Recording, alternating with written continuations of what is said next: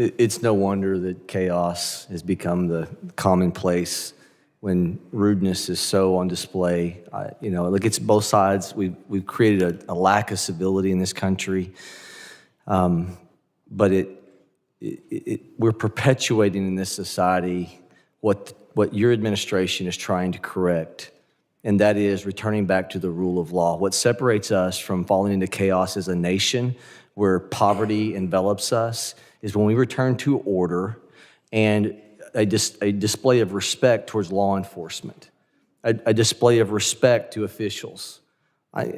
This custom, and you've been a member of Congress, of where we talk over people and we don't give secretaries a chance to respond, the height of self-importance that too many people try to employ in this building, not remembering we're all here as public servants to serve the people.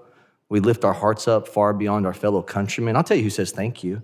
It's those whose families that were the victim of assaults and rapes and murders under the auto pen period the last 4 years. They say thank you.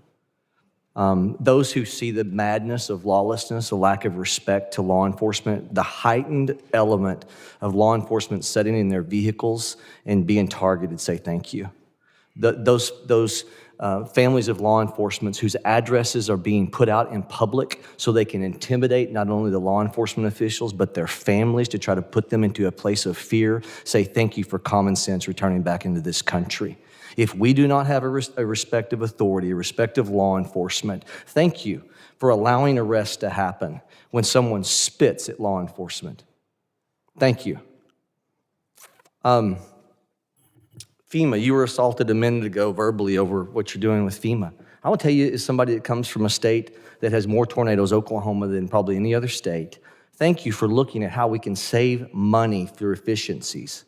Our state would love the opportunity of what this administration is talking about, of returning power and decision-making back to states. As I've said to you before, of a person who sat on a bulldozer watching the madness of trying to comply with EPA regs that have built their way into FEMA and people's homes destroyed, and as a state lawmaker pushing timber around on a dozer trying to comply and get taking the time off from time of exercise as a lawmaker trying to help people. And I saw the craziness of federal regulations. Thank you for looking and not taking your foot off the gas of trying to put more money back into national security from the waste that has happened through endless regs. All right, now I'm going to get to a question, Secretary. Could I say something about FEMA? Absolutely, you can. Thank you.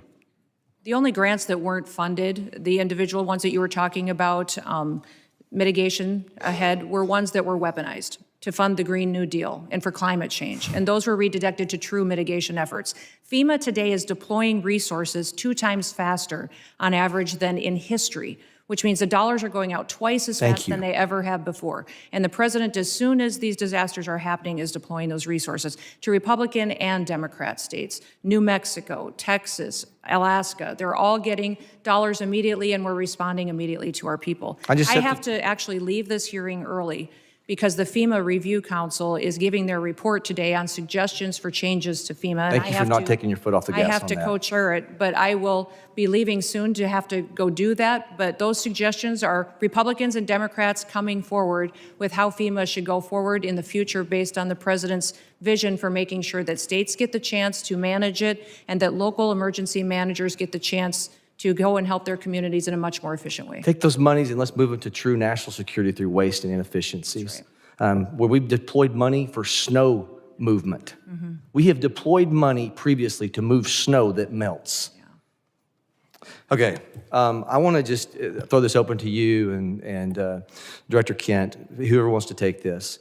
We have to find a balance between making sure the First Amendment is preserved at all costs, but also protecting law enforcement. Mm-hmm. The social media heightened of a hearing that the chairman held last week, great hearing.